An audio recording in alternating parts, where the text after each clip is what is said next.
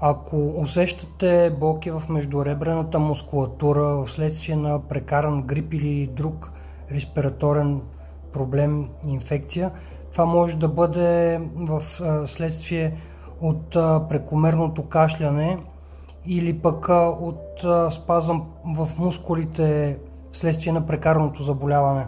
Ще покажа няколко елементарни упражнения, които може да опитате да повлияете на този спазъм и болките. Ако болката не намалява, засилва се при дишане, при движение, придружена е от задух, стягане в сърцето, продължава повече от 2 седмици, моят съвет е да направите консултация с лекар, за да изключите в последствие по-сериозни усложнения. Дълбоко диафрагмално дишане помага за разтягане на междуребрените мускули. Сядате удобно, вдишвате дълбоко през носа, така че да се повдигне корема.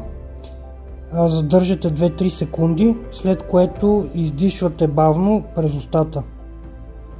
Странично разтягане. Разтягате и отпускате напрегнатите междуребрени мускули по този начин. От седеж вдигате едната ръка нагоре и леко се наклонявате на противоположната страна. Усеща се разтягане в страничните мускули на гръдния кош.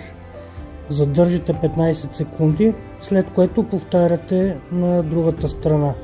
Третото упражнение е усукване на гръбначния стълб. То раздвижва гръдния кош и намалява напрежението в междуребрените мускули. От седеж с прав гръб завъртате торса си на една страна, като поставяте срещу положеното коляно ръката. Дишате дълбоко и задържате позицията за 15 секунди, след което повтаряте на другата страна, като правите по 3 пъти на страна.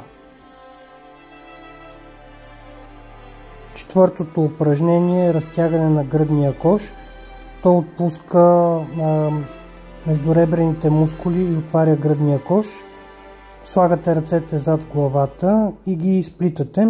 Леко повдигате гърдите нагоре и издърпвате лактите назад. Усеща се разтягане на гръдния кош и между ребрата. Задържате 15 секунди, отпускате. Дано тези упражнения са ви били полезни. Успех и бъдете здрави!